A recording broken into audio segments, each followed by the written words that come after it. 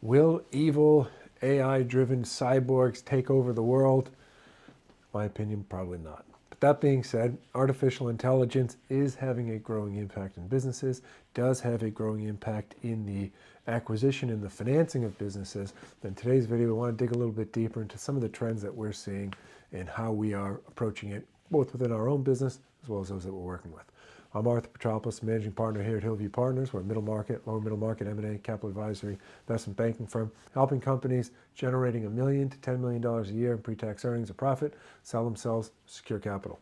And so 4 concepts we want to talk about today relative to artificial intelligence, how we're seeing it kind of further permeate the market.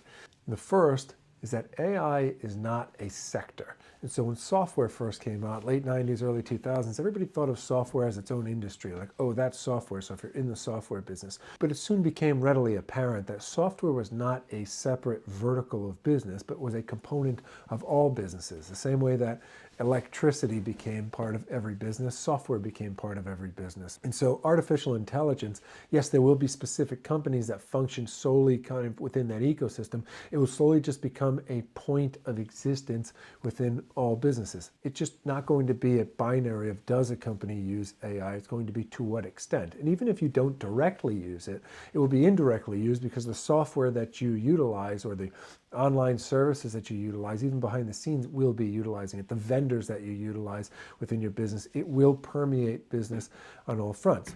Now, what does that do? Is that a bad thing? Is that a good thing? Well, point 2 that we want to highlight in this video is that AI's real impact will be leverage. And so our video earlier this week, we talked about the 3 types of leverage. Those are the 3 fulcrums, if you will, by which if you stick them under something and pull on it, you'll be able to create more that will enhance productivity of a company. And again, the historic leverage being kind of human strength, capital, but the third being technology, within which we kind of see software, media, and then AI.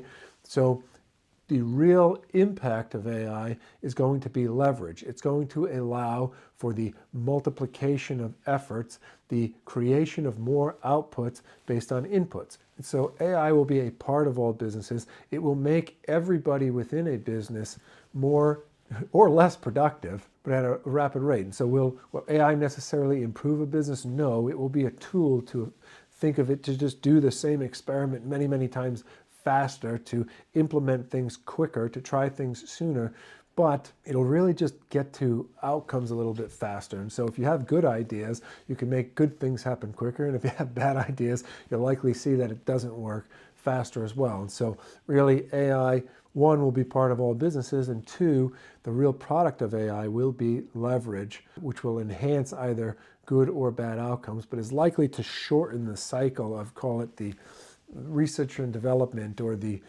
discovery phase of businesses. And so when a business goes out to try to see if a new product, service, or offering works, that kind of trial and error, that will happen faster because of AI. Because if something could be done more manually by people, say, communicating with prospective clients, I mean, there will now be AI bots, agents, things that can enhance those dialogues to make them happen faster, to draw better conclusions from them. And so it will be an accelerator more than a replacement in that regard. And so the third thing that we are seeing with AI in business is that moats in the traditional Buffett-Munger ideology, this competitive moat, the durable competitive advantage of a business, they are being stress tested. What I mean by that is if you make Coca-Cola, you have a competitive moat, because no matter how much of a competing drink you can make, no matter how cheaply you can make it, it's just not Coca-Cola. The competitive advantage there is the quality, is the product that you are selling. And so what AI is doing is that if you could basically do things faster, if you could iterate things more quickly, or being able to do more of an exercise, like let's say through AI, you're able to have 1,000 bots, if you will, or 1,000 AI-driven agents reach out to an audience to see if they want to buy something. So instead of having 1,000 salespeople, you could have 1,000 AI agents, or 10 salespeople each utilizing 100 AI agents,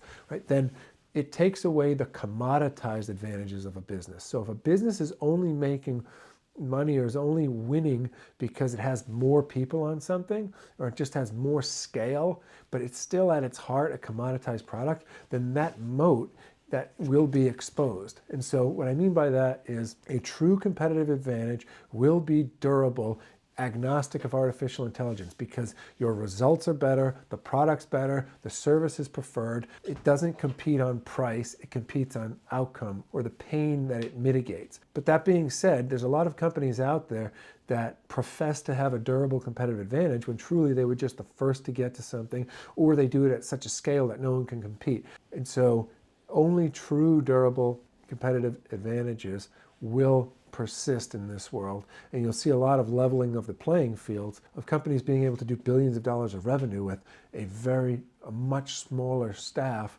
than historically has been the case. And to that point, in the durable competitive advantage, one thing we are seeing across the spectrum is that headcount is not the proxy that it once was for size of the business. For instance, our company has 14 people. However, we're able to do the same amount of work that other companies that have 60, 100, 200 people can do, because we are doing things intelligently, but at the same time implementing AI software wherever we can through our exercises to enhance the productivity of the people that we have. And so people are really going to look at outcomes, and they already are starting to look at outcomes more than just the size of the company. And so it's a net positive for the companies that we represent, in the sense that we have a lot of companies that make millions of dollars of profit every year, but some of them have no W-2s besides a handful of people. They have all 1099s, and they utilize vendors, and they utilize software, and they utilize AI. And so historically, while that may be a negative for acquirers to say, oh, I don't know if there's enough meat on the bone here, that is very quickly not becoming the case, because they're seeing the use of AI, they're seeing the use of software, they're seeing the use of vendors as just, what is the outcome? What does this company generate? And is that durable? And so again, true durable competitive advantage, true moats will persist. And to the benefit of, course, small and middle market companies, it will materially enhance their value to the market or mitigate any historical dings to their value because of size. And that's an exciting thing. So the last point I want to make here is AI, at least as it currently stands, at least as we can see into the future, given it is a product of humans at some point, no matter how many derivations you have to go back, it will not usurp the human master of the AI, if you will. Now, again, there's plenty of people that would argue with me and that we're going to see some Terminator sunset. But from our perspective and experience, AI itself is not going to beat anybody. However, people that intelligently use AI over some period of time will win.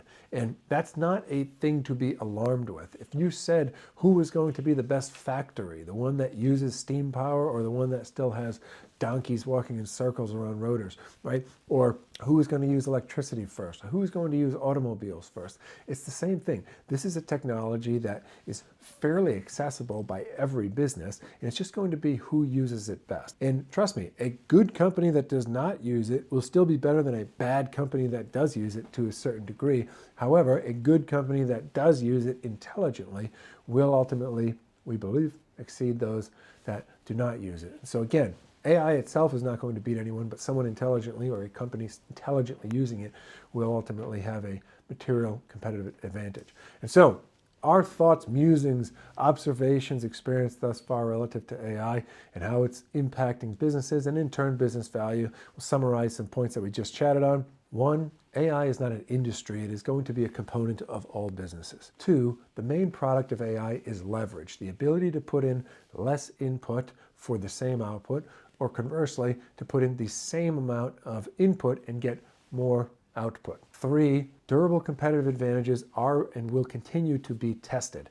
If a company just competes on size, just on scale, just on commoditized variables, then the ability to replicate, to enhance the amount of people, efforts, shots on goal via AI will soon erode any of those types of truly non-durable advantages. And therefore, if building a company, if selling a business, then one must truly dig into what is the durable advantage that the business has. And further to that point, which is a very good thing for the value of a business, is that there's a decoupling, if you will, of the head count or size of a business relative to the value placed on it. So no longer are the days where someone says, I can't spend that much money for a company that has less than X people.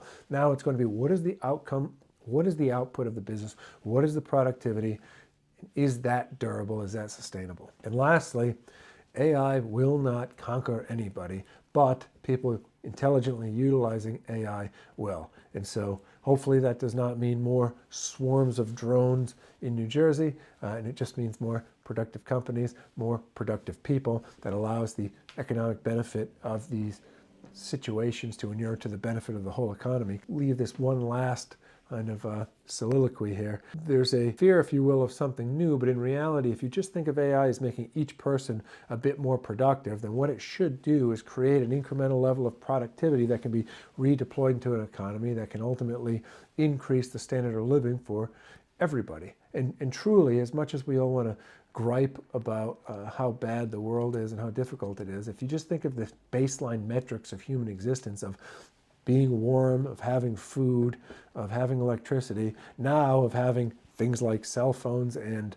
cameras and technology that only people would have dreamed of, right? Having the Library of Alexandria in your pocket, having every book that's ever been written or every stupid movie you'd ever want to watch in your pocket is amazing, and is only going to be further enhanced by AI. So overall, AI is a good thing. It is an unavoidable thing, and therefore we're going to continue to implement it in our business, to work with companies in that ecosystem and companies that are implementing it in their ecosystem. We're looking forward to what the future holds. So those are the thoughts for today. Hope the week continues to go well and is finishing up well for everybody. Keep pushing forward. God bless. We'll see everyone next time.